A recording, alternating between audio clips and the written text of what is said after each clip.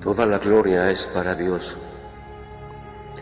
Hay cosas que como creyentes del Evangelio nos cuesta mucho trabajo aceptarlas, aun cuando toda la evidencia que está delante de nuestros ojos nos demuestra que nos estamos aferrando a algo que o no es verdad, o no es como nosotros decimos, o simplemente no está sucediendo.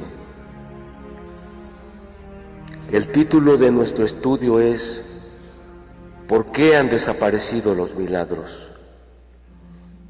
Mucha gente llama milagros a situaciones que suceden todos los días en todas partes del mundo, aún en personas que ni siquiera son creyentes o que ni siquiera han escuchado el mensaje del Evangelio. Alguien dice, es un milagro que no estudié y pasé el examen de la escuela. Es un milagro que haya quedado embarazada después de tanto tiempo de no tener hijos. Pero en realidad, esas cosas suceden de manera natural. Alguien dice, es un milagro porque le pedí a Dios que me ayudara a conseguir trabajo y lo encontré. Pero muchísima gente que niega la existencia de Dios salen a la calle y consiguen trabajos mejores que esta persona. Cuando estamos en las reuniones en el templo, el predicador, el que está al frente, les pide que levanten la mano a aquellos que creen que Dios es poderoso. Y la gente levanta las manos, chifla, aplaude, se levantan de sus lugares, gritan. Después de eso, la predicación continúa como si no hubiera pasado nada. Y a la salida, cada quien toma el rumbo que desea y vuelven a donde ellos quieren. Y esa confesión en un Dios poderoso es como polvo que se pone a alguien en las manos y le sopla y se va. Hay una realidad que la iglesia no quiere aceptar, y es esta: los milagros han desaparecido casi en su totalidad en la congregación. Hoy vamos a los templos, tú puedes ir a visitar el templo que tú quieras, párate a la salida con un cuaderno, que alguien te acompañe y díganles, hermanos, ¿está usted enfermo? Hermano, ¿está usted enfermo? La mayoría te va a decir que sí. La mayoría te va a decir que está enfermo.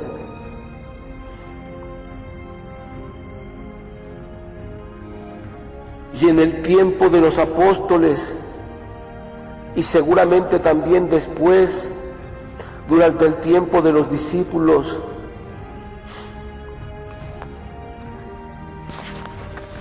los milagros eran parte, escúchame, los milagros eran parte de la vida de la iglesia.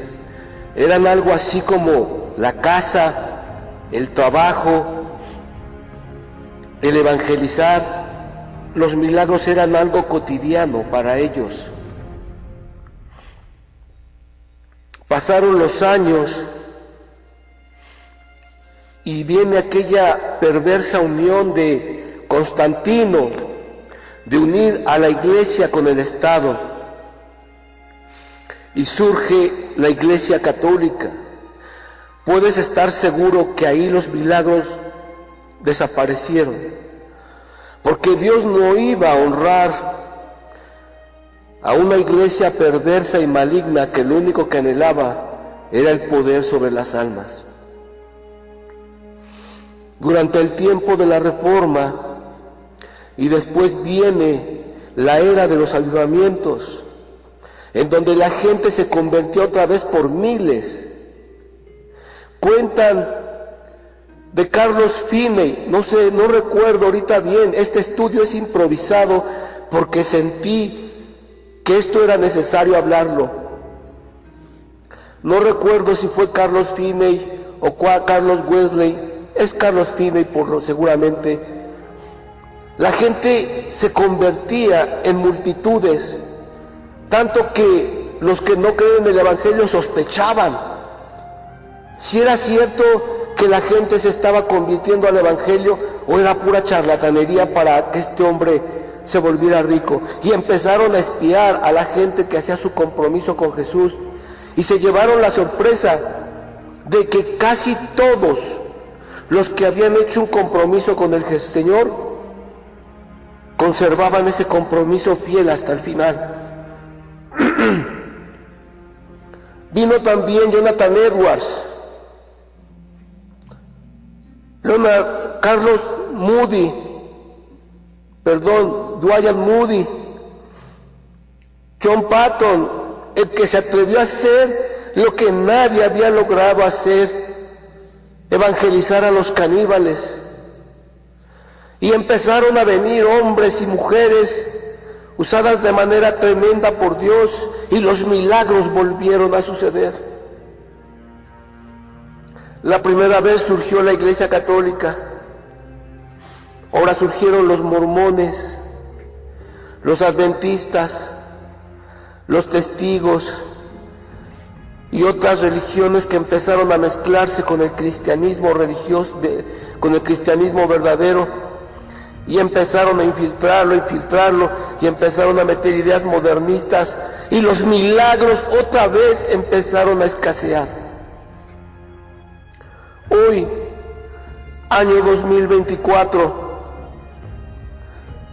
somos casi 800 millones de cristianos, un poco más si unimos a los mormones y todos esos grupos. Vamos a dejarlo en 1.000 millones de cristianos,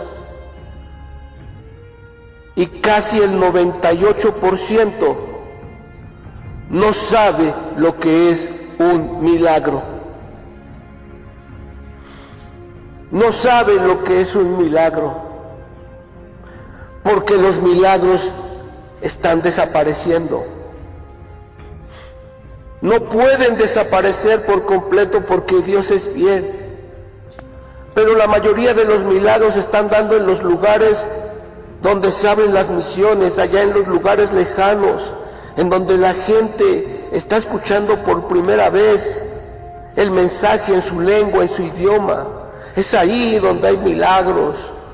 Yo vi un video de un pastor africano que le llevaban toda clase de enfermos con epilepsia, una cosa tremenda, cuantísima cantidad de enfermos, y este pastor ni siquiera los tocaba, simplemente en el nombre de Jesús clamaba por ellos, y las personas quedaban curadas al instante, tanto que tuvieron que ir médicos de Canadá para ver si esto no era un fraude, y confirmaron que los milagros eran reales.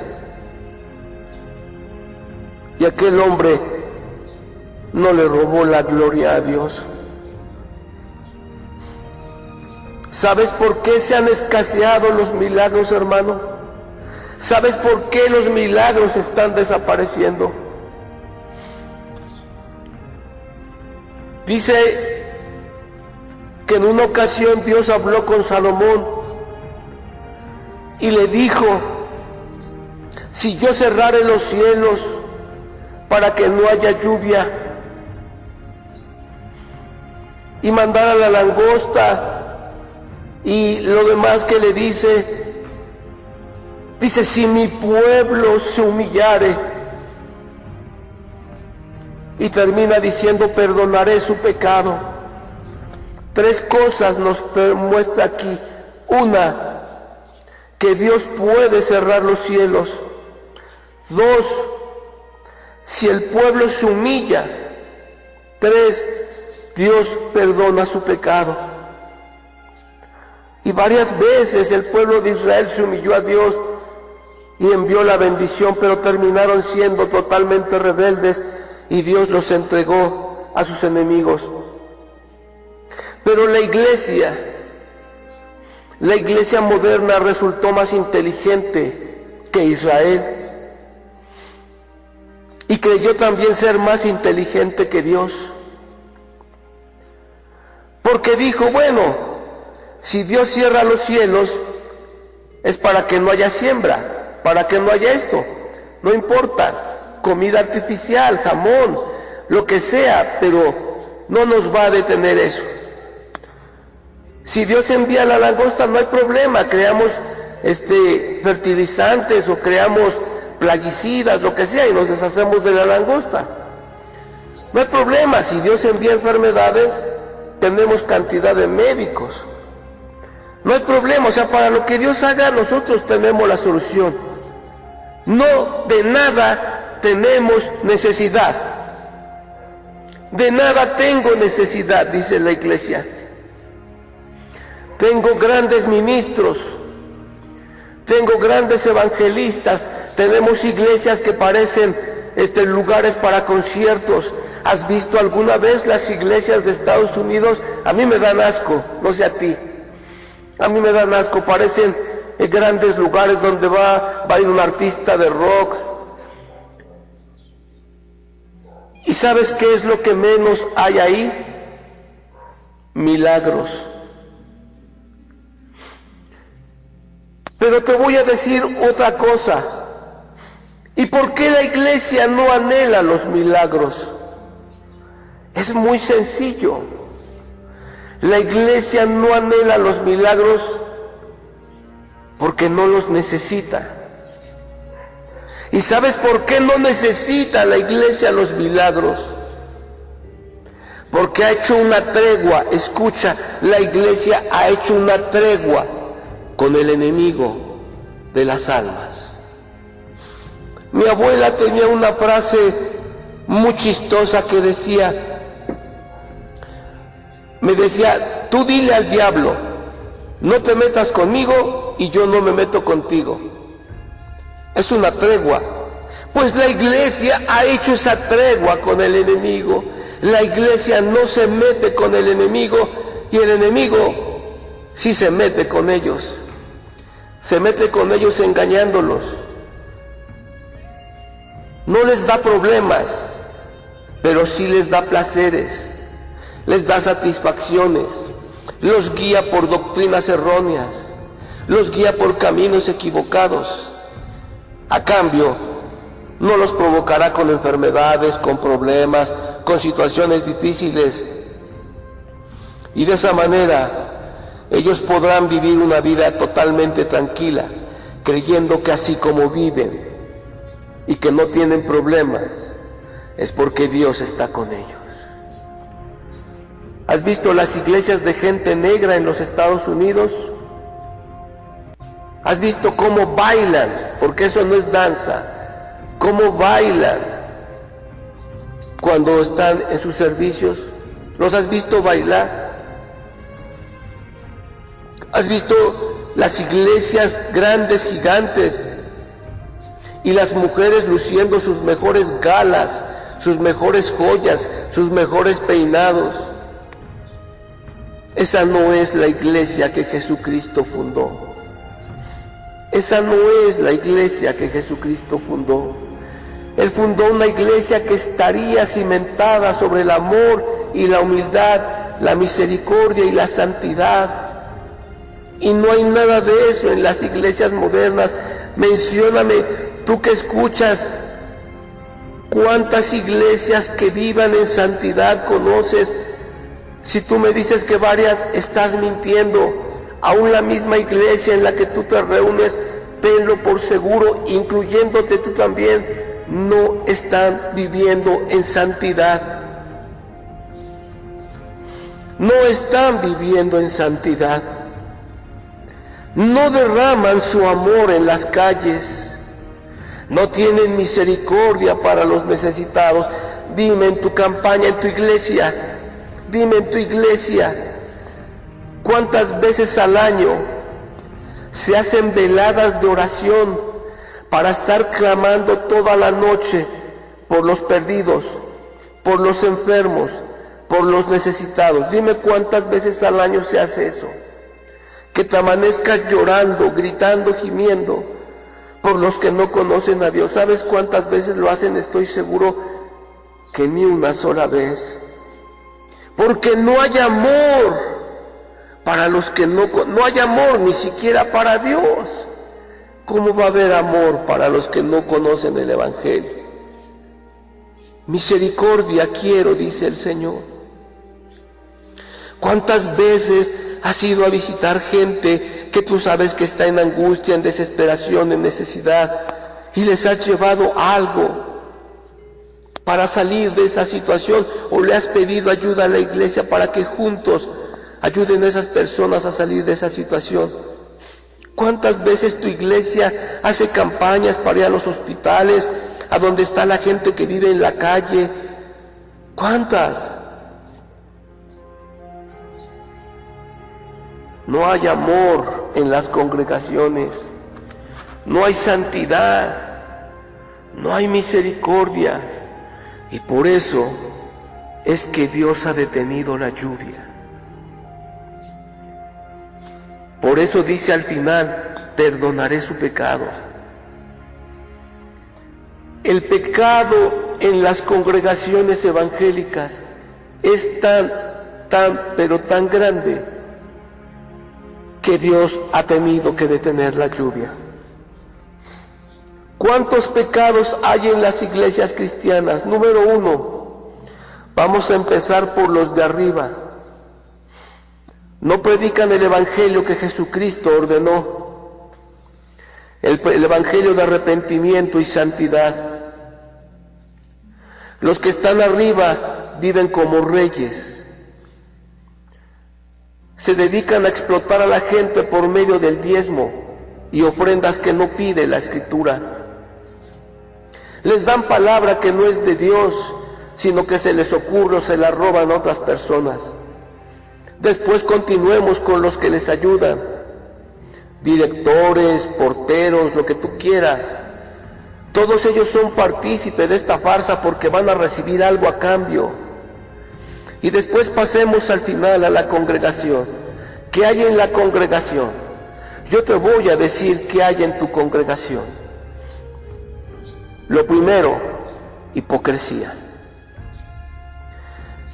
Muchos en la iglesia, adentro del templo, o en la congregación, como quieras llamarle, son una persona y saliendo son otra.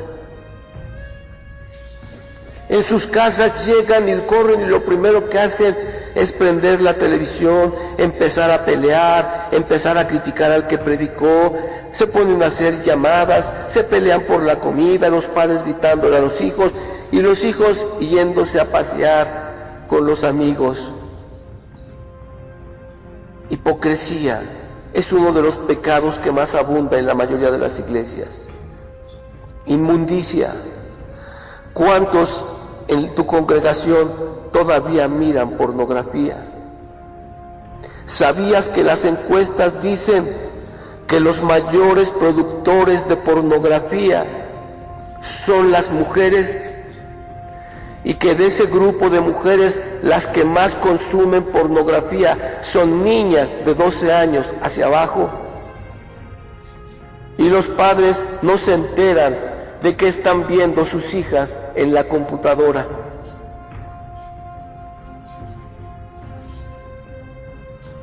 Niños que dice la palabra serán instruidos en el camino, y los padres nunca atienden a la vida de sus hijos. ¿Qué más hay en tu congregación? Críticas, murmuraciones, chismes, mentira, lascivia, lujuria, odio, rencor, pleitos, celos, iras, contiendas, disensiones, fornicación, adulterio, robos, desfalcos, engaños, mentiras. Todo eso abunda en todas las congregaciones casi del mundo. Solamente se escapan aquellas que están viviendo el Evangelio tal como está escrito. Pero en las congregaciones modernas, lo que sobreabunda es el pecado.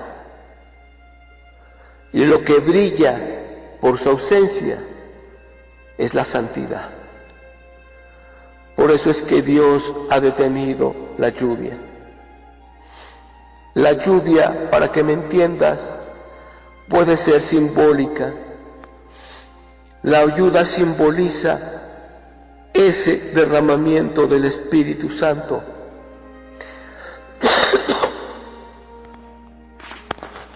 Eso es lo que simboliza la lluvia. Está diciendo Dios, si yo ya no derramo de mi Espíritu,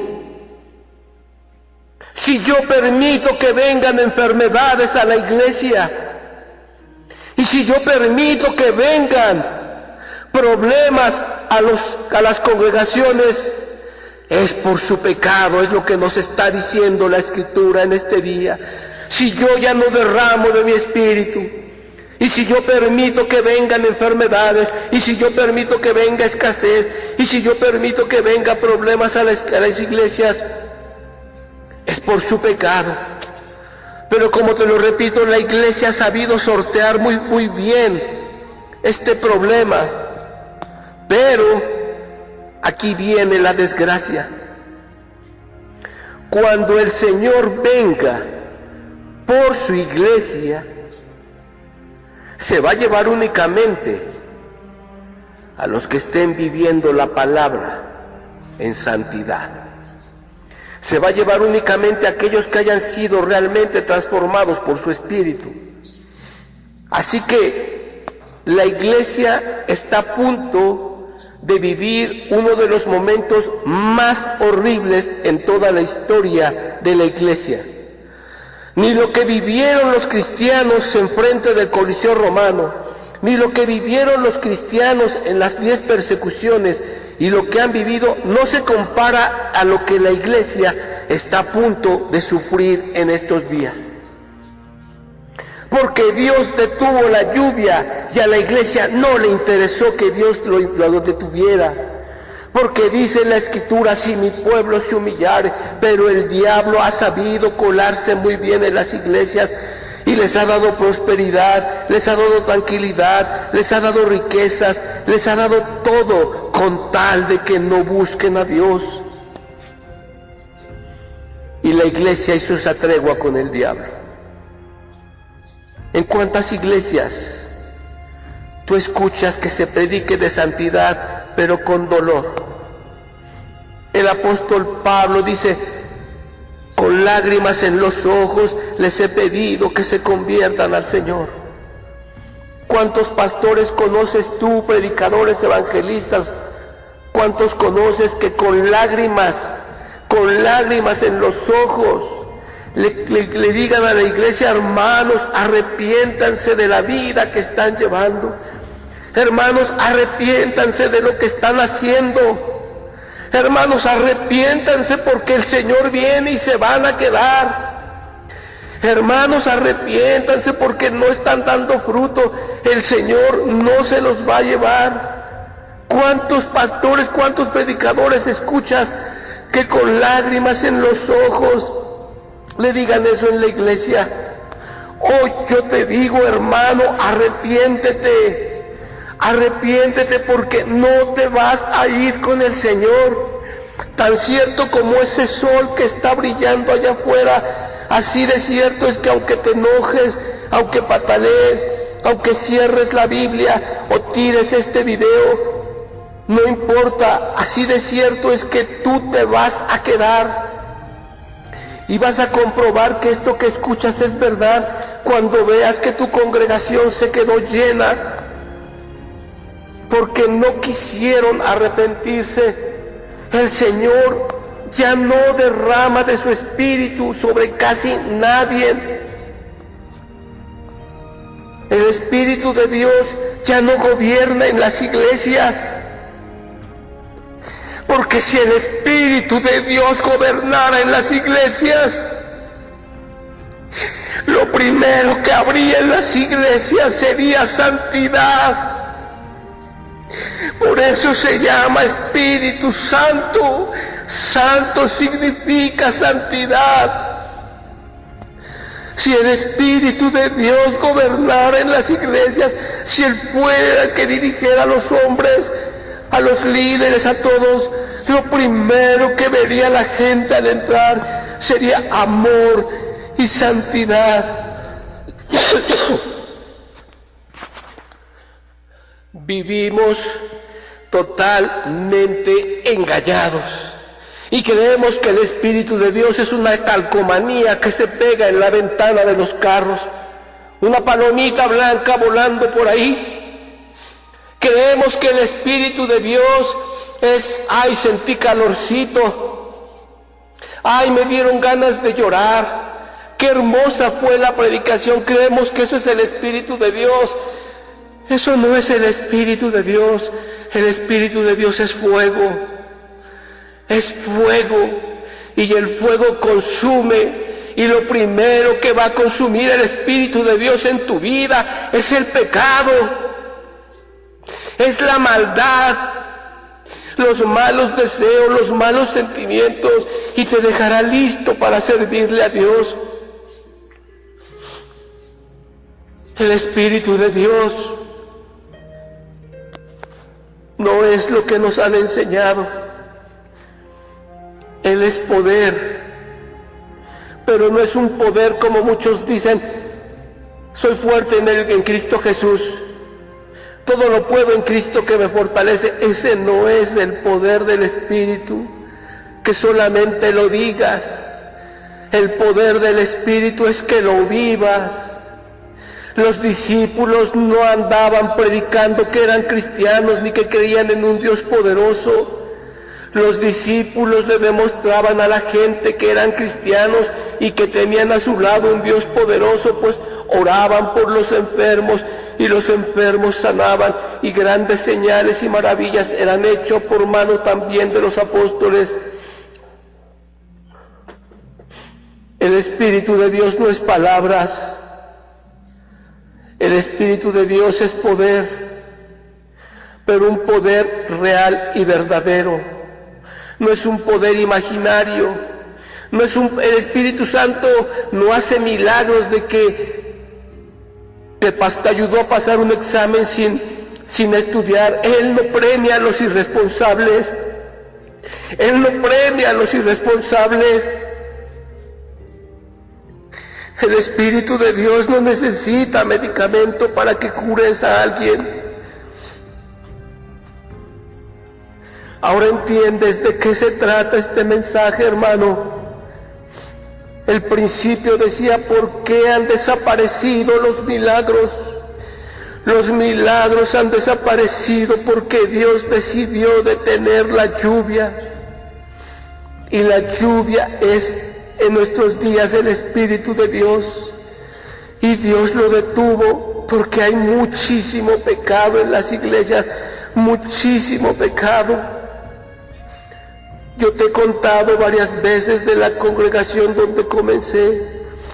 No es una congregación muy grande, 200 personas, que para Dios es mucho, 200 personas. A la salida, cuando yo comencé, yo me acercaba a los grupitos que se formaban, porque quería que me compartieran. Ellos sabían más, yo apenas empezaba y los veía que repartían folletos y a mí me relegaban. Y después empecé a convivir con ellos y vi que no había mucha diferencia entre ellos y los que no iban al templo. Después me involucré más en la iglesia y vi que la hipocresía era sin medida. Unos peleaban, otros criticaban, se agarraban a golpes. Ya después, cuando me bauticé y todo, ya vi lo peor de la iglesia. Adulterios, fornicaciones, robos, Vi a los líderes robar, agredir a los congregantes donde nadie los veía, levantarles falsos testimonios, injurias, calumnias para deshacerse de ellos, expulsar a gente inocente de la congregación. Y después he visitado otros templos, iglesias presbiterianas, metodistas, interdenominacionales, pentecostales, y en todas encontré lo mismo. Porque cuando los cielos se cierran, hermano, escucha, cuando los cielos se cierran, abarcan todo. No cae agua en ninguna parte. Y Dios dijo, si yo cerrara los cielos. Así que el Espíritu de Dios no se está derramando casi sobre nadie en toda la tierra. Casi sobre nadie se está derramando el Espíritu de Dios, porque Dios así lo advirtió. Es por eso que se han escaseado los milagros.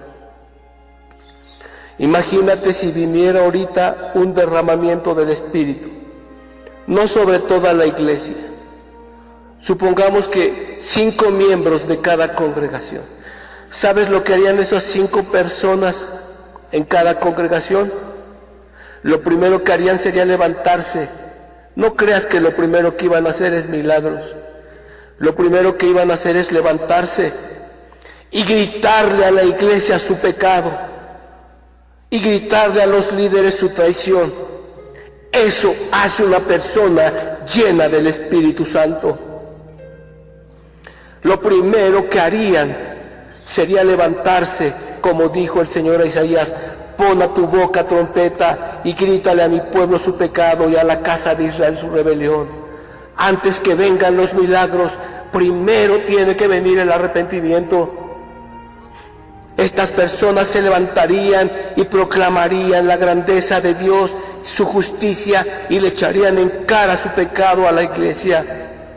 Solo aquellos que aceptaran la verdad recibirían milagros. El tiempo se acabó. Ya no queda mucho tiempo. Los milagros ya no van a venir como en los días de los apóstoles. Va a haber milagros únicamente para los que se arrepientan y para con todo el corazón que le clamen a Dios que envíe la lluvia a sus vidas. Yo tengo tiempo haciéndolo, tengo poco tiempo haciéndolo porque viví en un engaño durante muchos años. No me daba cuenta porque la palabra de Dios dice que el enemigo nos ciega el entendimiento. Y yo predicaba la palabra y creía que eso era todo. Y trataba de obedecer a Dios y sentía esa tranquilidad, esa confianza. Pero hoy me doy cuenta que estuve viviendo un gran engaño, porque un evangélico sin el Espíritu de Dios es solamente eso, un evangélico, una religión más. Pero un evangélico con el Espíritu de Dios es un cristiano. Ahora entiendes por qué te he dicho que yo casi nunca he conocido cristianos. De hecho, casi no hay cristianos en toda la tierra. No existe casi la iglesia cristiana. Lo que existe es una religión llamada cristiana. Y tú que me escuchas, ¿qué estás sintiendo en tu cabeza? Este hombre está mal, yo sí he visto milagros, el Espíritu ya se derramó en mí, el Espíritu de Dios está con nosotros, porque la Biblia dice esto, porque la Biblia dice aquello. ¿Qué estás pensando? Bien, yo te reto a ti, que dices que sí, que el Espíritu de Dios ya se derramó en ti, yo te reto a que lo demuestres con hechos. Dime, ¿cuántas personas se han sanado por tu imposición de manos? ¿200? ¿500? ¿Cuántas se han sanado? Tú que dices que sí, que ya el Espíritu de Dios se derramó sobre ti y que el Espíritu de Dios mora en ti, yo te reto en el nombre de Jesús a que me lo demuestres con hechos.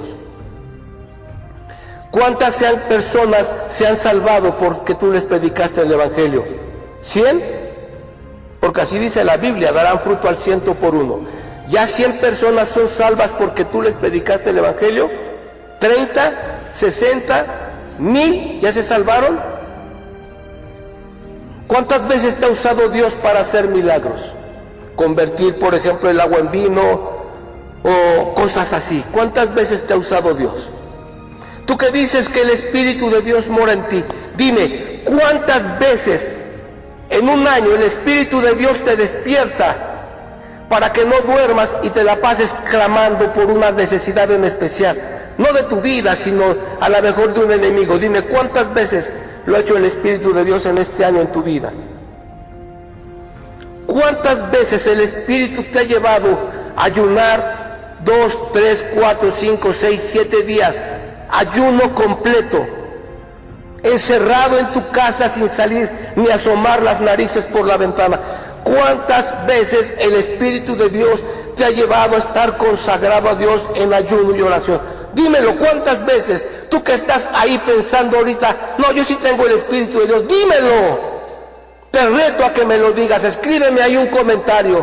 A mí sí me ha usado Dios más de lo que tú estás diciendo, dímelo. Y si tú me lo dices, te voy a pedir que me permitas conocerte, porque yo quiero conocer gente como tú. Quiero estar cerca de gente como tú, porque sé que tú eres bendición. Pero ¿sabes qué? No va a haber ningún comentario. No va a haber ningún comentario. Porque sé que nadie de los que escuchan viven bajo el poder del Espíritu de Dios. Puedo estar equivocado, pero estoy casi seguro que nadie de los que vayan a escuchar o vayan a recibir este video. Ahora quiero terminar con la parte importante. Bueno, todo es importante, pero con el mensaje que yo quiero que recibas de parte de Dios. Hermano, ya no busques ayuda en los pastores. Ya no busques ayuda en el hombre, hermano. No me refiero a que no vayas al médico, ahorita es imposible no hacerlo. Ya no busques ayuda en el hombre, hermano. Ya no le preguntes a los hermanos, hermano, ¿qué quiere decir esto? Hermano, ¿qué quiere decir aquello? Hermano, ¿por qué no hay milagros? Hermano, ¿por qué Dios no responde? Ya no, hermano. O ya sabes la respuesta. Y el mensaje de esta tarde es: si mi pueblo se humillare. La iglesia no se va a humillar, eso sácatelo de la cabeza, no se va a humillar. Así que el mensaje es para ti. ¿Cómo te llamas? Alfonso, Rogelio, Claudia, no sé cómo te llames, pero el mensaje es para ti. Si tú te humillas ante Dios y reconoces que has estado confiando en doctrinas falsas y que has estado viviendo un evangelio basado en doctrinas de hombres y no en el poder del evangelio, si tú te humillas y le pides perdón a Dios con todo el corazón y le dices: Dios, abre los cielos para mí, abre los cielos para mí, yo quiero que venga la lluvia, quiero que la derrames sobre mí, sobre mi familia, y que tengas piedad de los que están viviendo engañados. Si tú lo haces, ya vamos a ser dos, yo y tú. Y si lo hacen otros que estén oyendo, ya vamos a ser más. Y si nos unimos a los que lo están haciendo en otras partes, seremos muchos. Vamos a pedirle a Dios que nos perdone, porque aún viendo que no había milagros, aún viendo que la iglesia está viviendo como vive, nos aferrábamos a una gran mentira, que así como vivíamos, todo estaba bien y que a su tiempo Dios haría las cosas. Era una gran mentira, hermano, era una gran mentira. El tiempo se acabó, mira, ya la venida del Señor está cerca y no ha pasado nada, y no va a pasar nada, porque la iglesia no quiere que pase nada. Pero si tú quieres que pase en tu vida, humíllate, El propósito de este estudio no es ofenderte. Bueno, sí, la verdad sí es que te ofendas, pero no por lo que yo diga, sino por cómo estás viviendo. El propósito de este estudio, hermano, es que te humilles y que vivas el Evangelio de poder como Cristo lo prometió. Que Dios te bendiga, que Dios te guarde y que haga un milagro en tu vida. Y por favor, ora para que también lo haga en mi vida. Que Dios te bendiga en el nombre de Jesús. Amén.